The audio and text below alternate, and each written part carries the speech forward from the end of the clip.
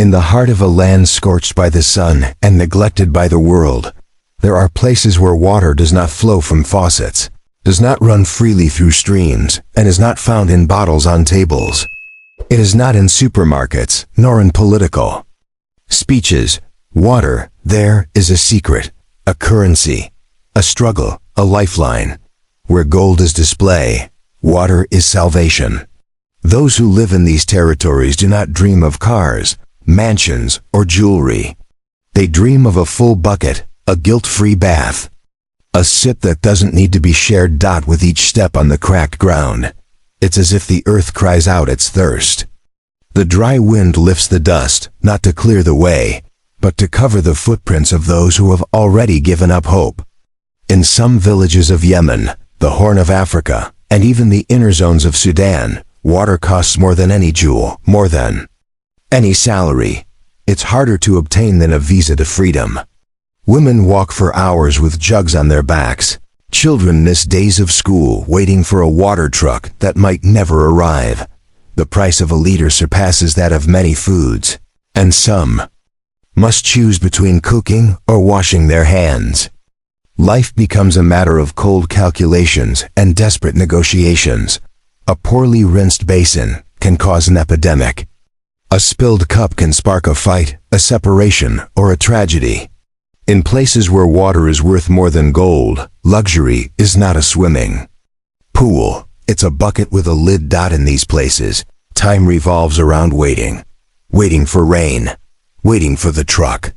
Waiting for the well that is drying up, but still offers something. Children learn early that playing can be dangerous, because falling on the ground risks contracting illness from contaminated dust. Babies die of diarrhea. The elderly dehydrate in silence.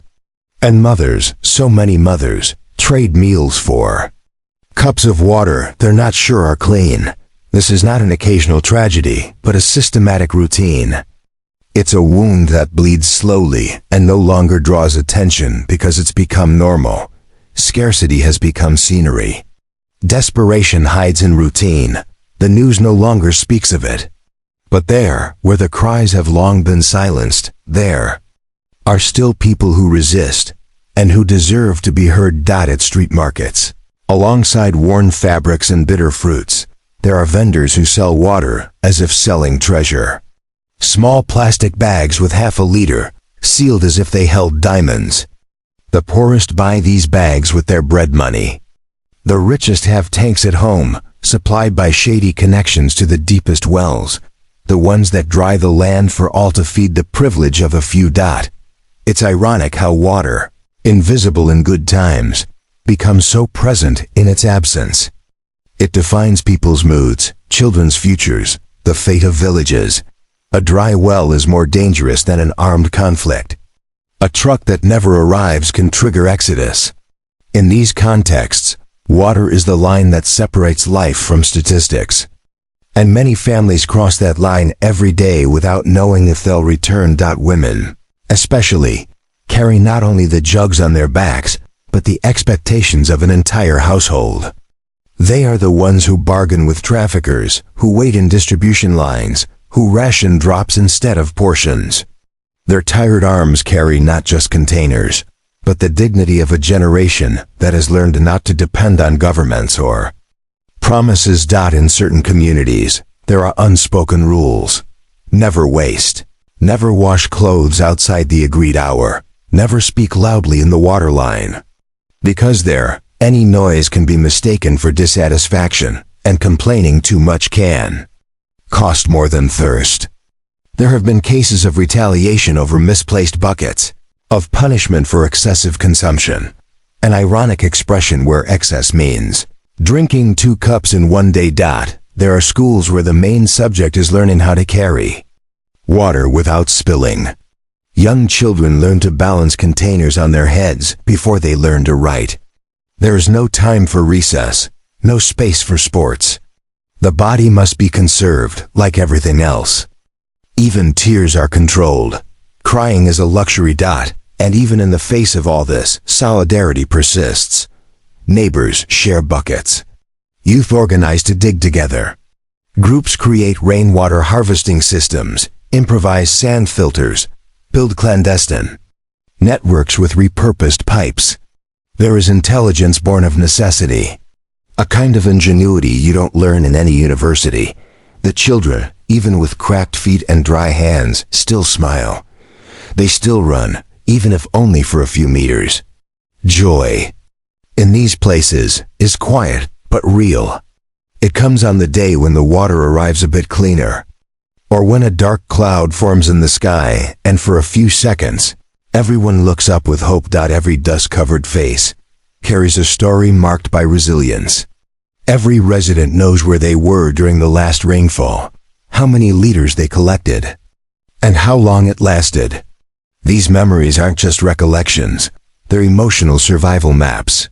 There, life is measured in buckets, and dreams in liters. There are love stories born in the waterline. In the south of Eritrea, there's a place where every family owns a notebook. But it's not used to record ordinary debts. It tracks the amount of water consumed, purchased, or promised. Local sellers, arriving on motorcycles or small trucks, know the names of the residents and their consumption histories by heart. They don't judge, but they don't forgive either. If the last delivery wasn't paid, the jerrycan doesn't come off the vehicle. Children watch these negotiations with eyes far too mature for their age. They know that a no in that moment means thirst. The road that cuts through the village is covered in orange, dust that clings to the skin and the roof of the mouth. And it's in this dry landscape that small boys run with reused soda bottles. They're not going to play. They're heading to an improvised water source, where the dripping of a misaligned pipe is treated like a miracle. Every drop is awaited, as one waits for the sunrise. When the bottle is full, the child returns home as if they've achieved something grand. Sometimes with a shy smile, sometimes afraid of spilling it. At a primary school, the teacher interrupts the lesson every time a water truck arrives. The students know it's the only moment they'll get to fill their bottles. They file out in an orderly line, each receiving a precise amount. One full plastic cup. They can't drink it all at once. They must save it for the afternoon. For many of them, it will be the only sip of the day. In a mud house, a mother prepares lunch. But before lighting the fire, she sits for long minutes, analyzing the amount of water available. There is no food without water. There is no life without that calculation. She decides to use what little she has to cook something simple and leaves the rest for her daughter's bath. But the bath will be done with a damp cloth, gently wiped over the body. She smiles at the girl, trying to turn misery into affection. In these places, water isn't just a physical necessity. It's a life argument, a bargaining chip in marriage, a criterion for migration. Some families move not for work, but because a well ran dry. The search is not for better opportunities, it's for liquid survival. Whoever finds a secure source becomes a community leader. Whoever loses it becomes a hostage of waiting. There are stories of conflicts that began with a single overflowing bucket. Neighbors who once helped each other now no longer speak. Peace there depends on the discipline with which every drop is handled.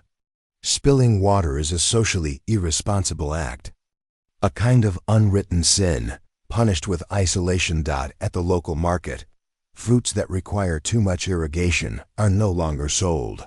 The soil won't allow it. The seeds don't sprout. In fact, the soil itself is viewed with suspicion. If it doesn't retain moisture, it's useless. Many farmers have abandoned the land. Those who remain plant little and harvest even less. The cycle of scarcity has turned agriculture into a relic. There are also those who profit from it. Owners of water trucks have become silent businessmen. They make deals with the government, gain priority access to sources, and sell water at absurd prices. They aren't criminals, they are cogs in the system. A system that profits from need and feeds scarcity to maintain control. Television, when there's electricity to watch it, shows other realities. It shows rivers, beaches, open faucets, swimming pools. Children watch those images as if it was science fiction. They ask if it's real. They ask if one day they'll see it up close. Parents avoid answering.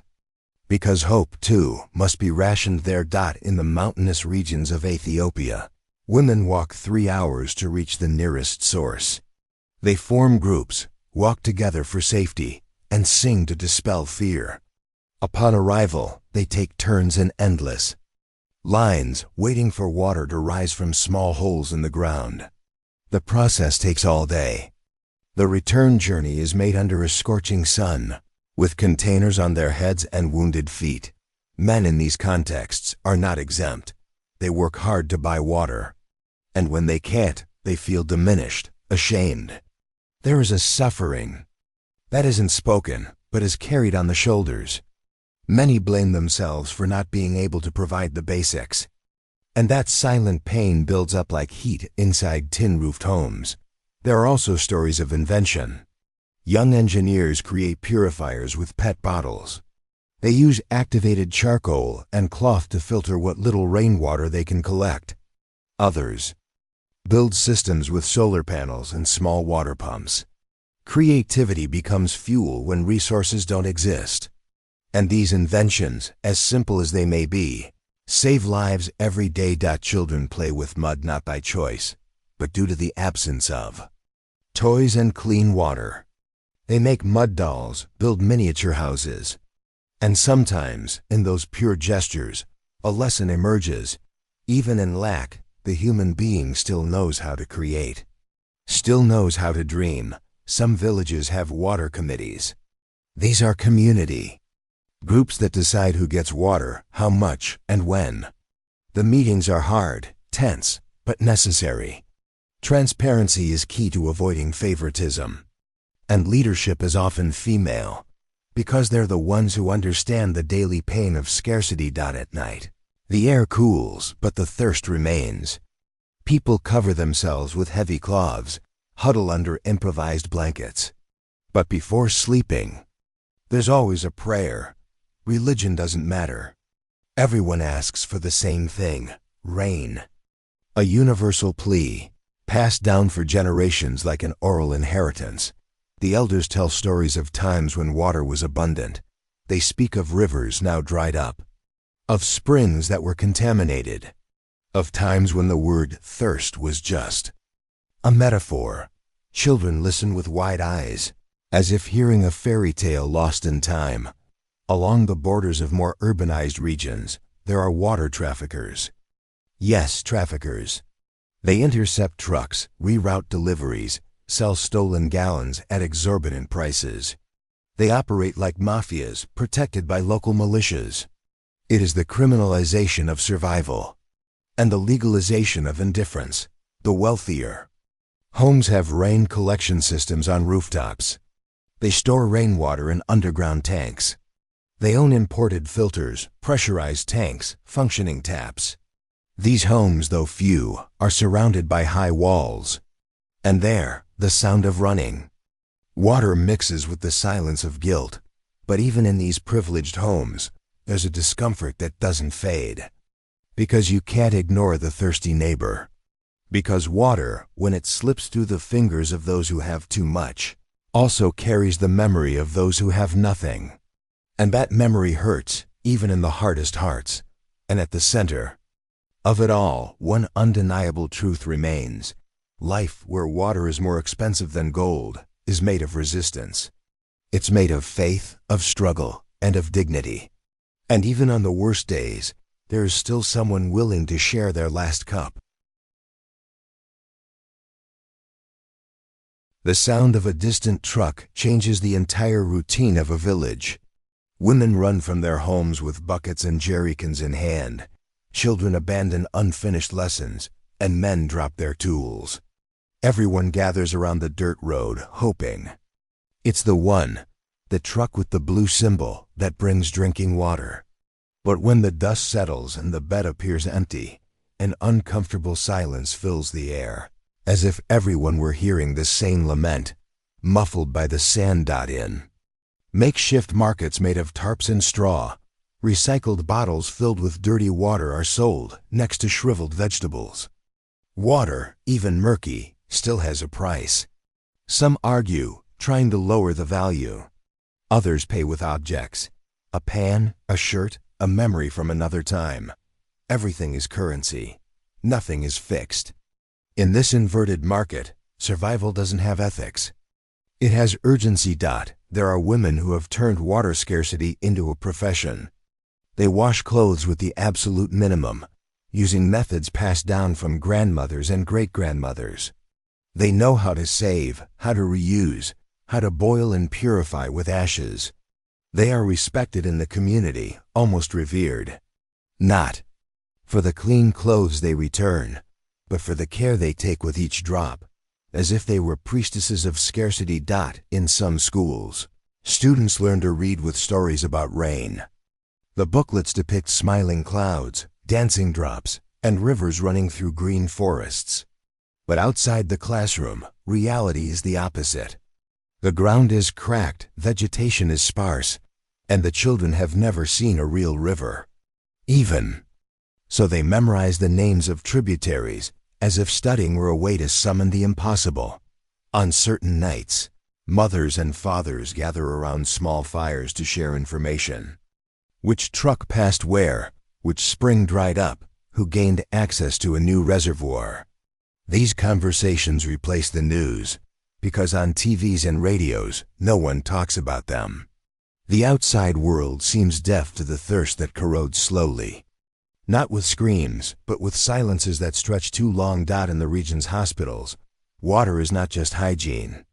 It's the line between life and death. Doctors must choose who gets 4 fluids, who can have a wound washed, who can be cleaned after giving birth. The wards are stifling, and sheets are reused with painful frequency. The smell in the place mixes. The sweat of bodies with the effort of professionals performing miracles with almost nothing. There's a village where children draw the sea without ever having seen it. They use sand, sticks, and lines scratched into the dirt. They say they learned it from the elders. For them, the sea is just an idea, a place where water is infinite. One child once asked if the sea was the sky turned upside down. The grandfather replied that maybe it was, because both are blue, distant, and impossible to touch with one's hands. In more desert-like regions, families live in caves carved into the mountains. Not by tradition, but out of necessity. These grottos better preserve temperature and, with luck, humidity. Inside, bottles and clay containers are lined up like treasures. No one speaks loudly near them. No one laughs near them. Water there is a sacred altar, and the respect is silent. Humanitarian groups try to help, but they don't always make it in. The roads are difficult, access is limited, and the weather is unforgiving. When they do get through, they're received as heroes. But they don't stay long. Supplies run out, filters break, trucks get stuck. And then the people are left again, alone, once more, facing the desert. There's a man who invented a rudimentary dew collection system. He stretches cloths over bamboo during the night. At dawn, he wrings each fabric until he fills cups with tiny amounts. It's little, but it's his. And in that little, he built a routine, a sense of dignity. He once said that when rain is missing, patience becomes a tool. In the corner of a larger village, there's a library, small, with mud walls and a tin roof. Inside, young people study sustainable solutions, how to capture, reuse, and save water. Many want to leave to study hydraulic engineering. They want to return as solutions. They want to turn that pain into an answer. Because that's how resistance is built, by learning to rebuild. In the poorest homes, cooking requires emotional math. Choosing between boiling rice or making tea can take hours. Every decision has a consequence. Every pot on the stove might mean one less bath. And still, the smell of food fills the alleys, like a whisper of normalcy amid the absurd. There are rituals born from scarcity. One of them involves offering the first sip from a newly purchased jerrycan to the eldest neighbor. It's a symbolic gesture, a way of saying we're in this together. In that moment, even if just for seconds, the community feels bigger than the crisis. It's in these small kindnesses that humanity shields itself from collapse. During extended droughts, an old custom reappears, gathering all the children to pray together in a circle. They ask for rain, sing ancestral verses, raise their hands to the sky. Many adults watch from afar, pretending to be skeptical, but deep down, they silently hope. Because there are hopes that only children can carry without breaking in nearby. Urban centers, where water still arrives frequently, a social chasm grows. Restaurants hose down sidewalks. Clubs maintain swimming pools. Meanwhile, the outskirts count cups. It's not just a matter of access, but of an ethical wound that refuses to heal. When abundance is indifferent to scarcity, injustice takes deep root.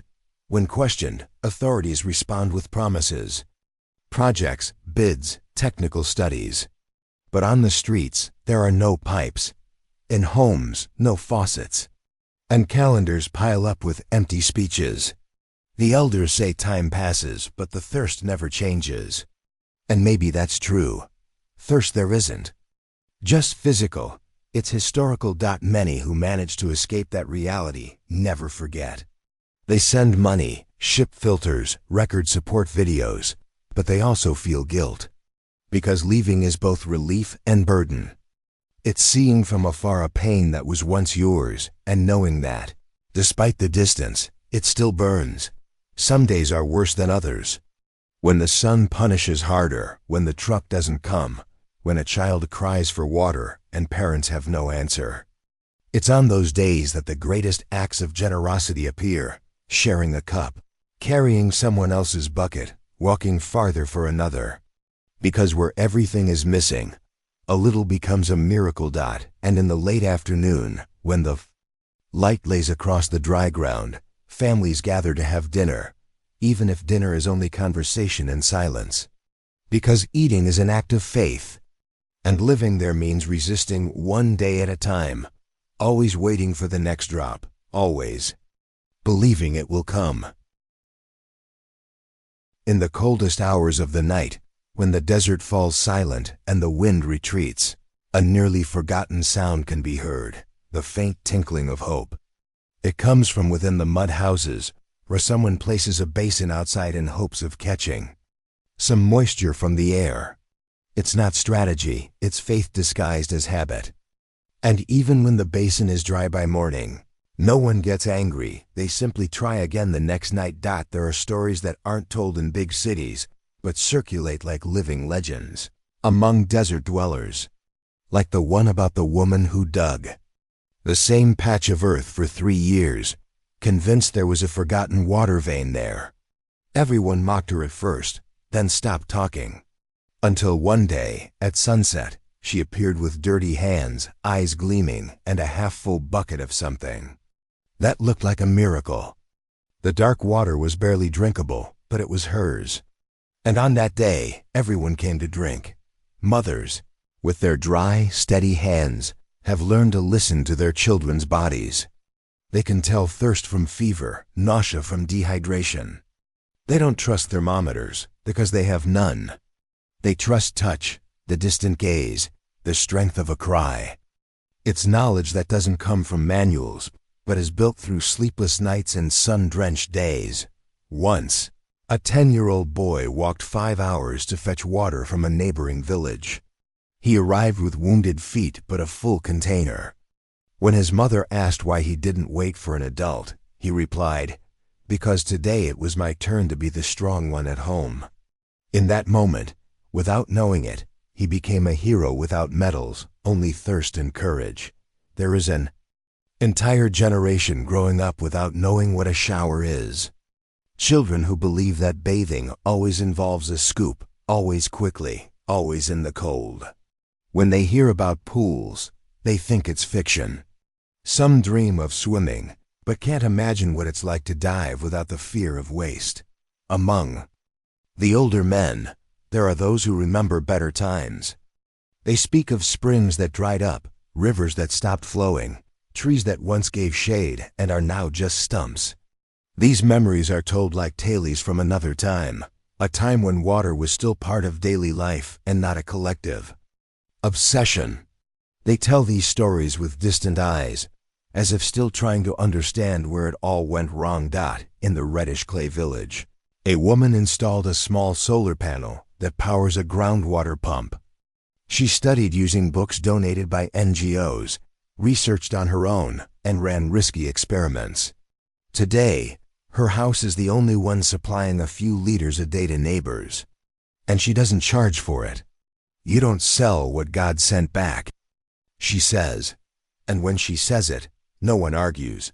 Walking through the town streets is like crossing a survival map. At every corner, there are codes: a cloth hanging, an empty jerrycan turned on its side, a trail of repeating footprints. Everything there means something. Communication doesn't require words. Thirst taught a new language, made of symbols, gestures, and absences. When it rains, which is rare, it's as if the world has been forgiven.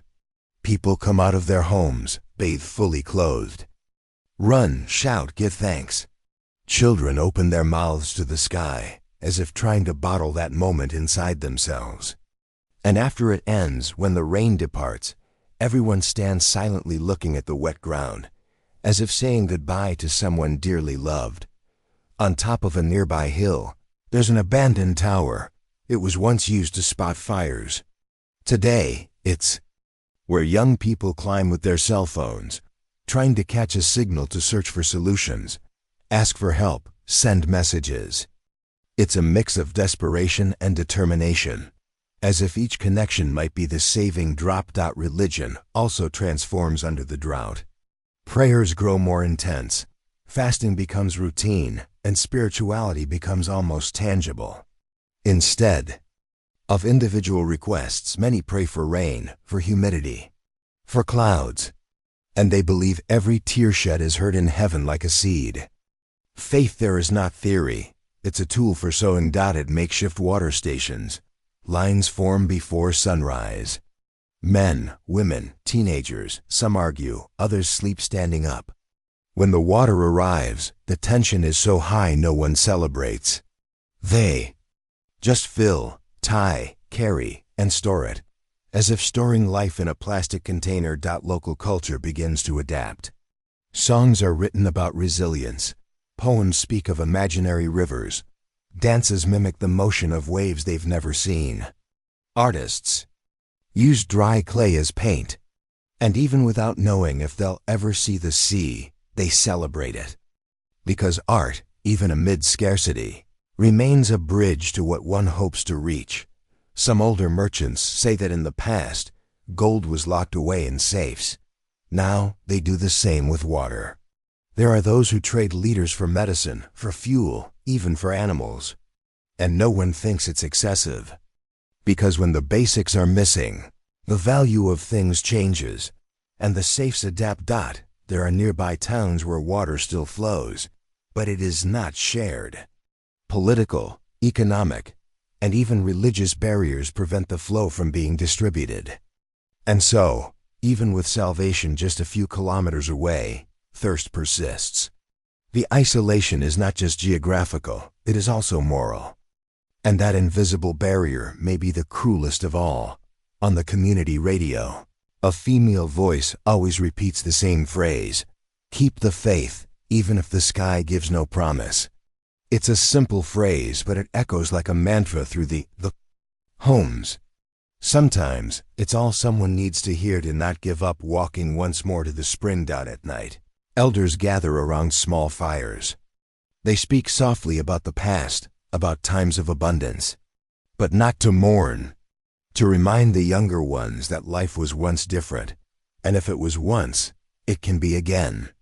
Hope, even tired, needs memory to survive. There's an old saying repeated among the locals: if you're thirsty, walk. If you're not, walk with someone who is. That phrase sums up everything, because no one is truly alone. Even with scarcity, there is companionship. Even with injustice, there are bonds. Thirst teaches solidarity, even when water runs dry. And that is why, even among cracks, empty barrels, and endless walks, people still live. They still smile from time to time. They still believe. Because in the end, the thirst that doesn't kill transforms. And in places where water is more expensive than gold, humanity becomes the most precious treasure of all. It's hard to explain to someone surrounded by faucets, lakes, and chilled bottles what it means to feel thirst without knowing when it will go away. It's more than a physical sensation. It's a state of existence. In these places, thirst doesn't start in the throat. It starts in the mind, in the daily planning, in the way families organize themselves to survive. Water is the center of everything. It dictates schedules, behaviors, even dreams. In many parts of the world, water is just the background. Here, it's the main character. Every liter is measured with the precision of a diamond, and every bit wasted is a small tragedy. People don't bathe out of habit, they bathe out of extreme necessity. They don't wash their hands for freshness. They wash out of urgency. They don't plant because they want to. They plant if they can water. Everyday life revolves around creative solutions. Some families reuse the same water to wash clothes, and then the floor. Some children have learned to brush their teeth using a bottle cap. Some adults wake in the middle of the night just to check if the water tank hasn't lost more than it should. Every drop is a collective effort, yet even in this hostile landscape, beauty persists. Like the eyes of an elderly woman who, even with feet cracked from heat and long walks, still offers a visitor a glass of water.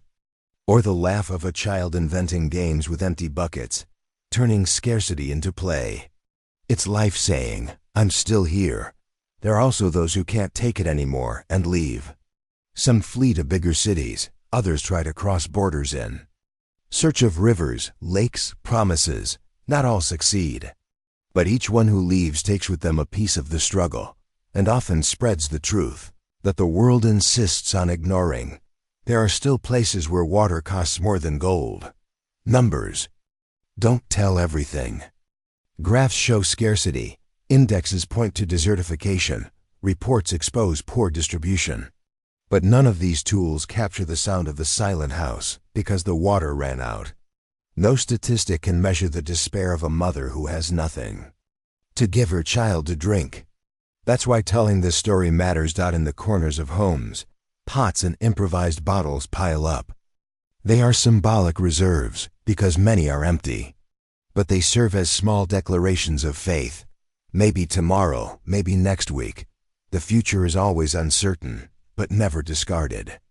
And this insistence on waiting for the next rain, even when everything suggests otherwise, is what turns pain into resistance. The local youth no longer dream of luxury. They dream of access. They want faucets, water tanks, wells.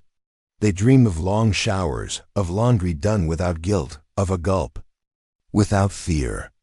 These simple desires, nearly invisible elsewhere, are revolutionary here. Because desiring abundant water, in this context, is desiring dignity. Authorities overlook reality.